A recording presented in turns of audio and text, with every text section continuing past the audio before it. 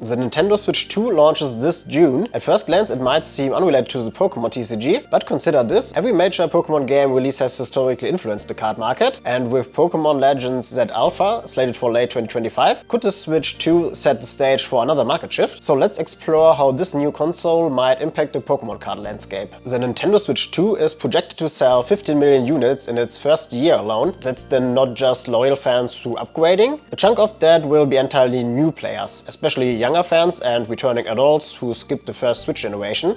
We can take me as an example, since I do not own the Nintendo Switch 1 right now, but I will buy the Nintendo Switch 2 on the Pokémon game release. And whenever a major hardware release hits, especially Nintendo 1, it opens the door for people to rediscover older games they haven't touched in a while, like Pokémon. And I'm planning to buy the Scarlet and Violet Pokémon game, maybe also Legends Arceus as well. And if more people like me do this, a small but significant percentage will also discover or return to the Pokémon TCG. We've seen such things before. For example, Pokémon Go was the most extreme example we got in 2016, which brought a flood of interest into the Pokémon card game. But also for normal releases like Scarlet and Violet base set, we saw a spike with the game release. So games can absolutely drive trading card demand, since many people come to the Pokémon franchise in general. Now here's the real catalyst: Pokémon Legends Z-A, announced for release later this year.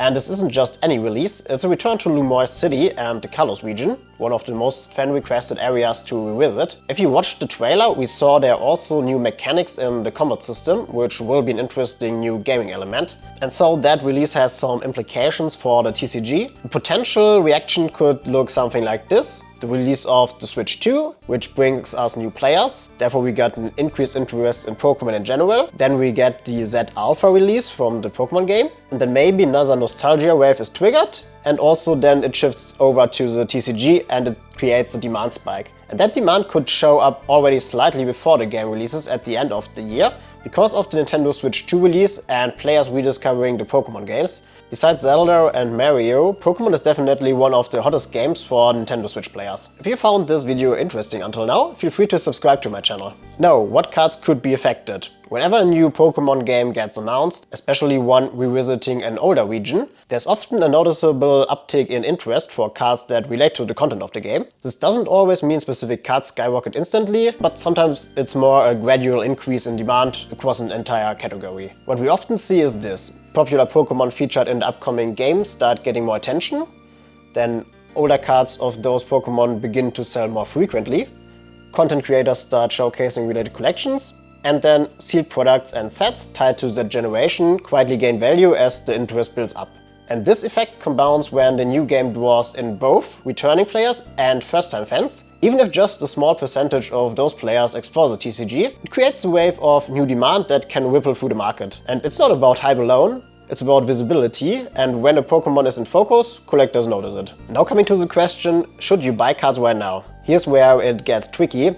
Just because something could rise in value doesn't mean you should FOMO in, stands for fear of missing out. And the TCG is a volatile market, as we see right now, where it is cooling down a bit. But what is likely to happen is that we will see another wave of rising prices and demand on the release of the new game, combined also with the Christmas period. So if you planned for longer to buy a specific card, you might do it better now or in the summer months. But after this hype, which could be triggered by the game, I think that prices will come down again. But as I'm obviously not able to see into the future, I just share my thoughts on it. The Switch 2 by itself won't flip the Pokémon card market upside down, but as a gateway for millions of new fans, combined with Z-Alpha's late year release, that's a cocktail we've seen before, one that fuels nostalgia, collector excitement and rising demand. So write in the comments if you are going to buy the new Pokémon game and also the new console, and if you owned a Switch before already. And if this helped you, give the video a like. Thanks for watching and I'll see you in the next video.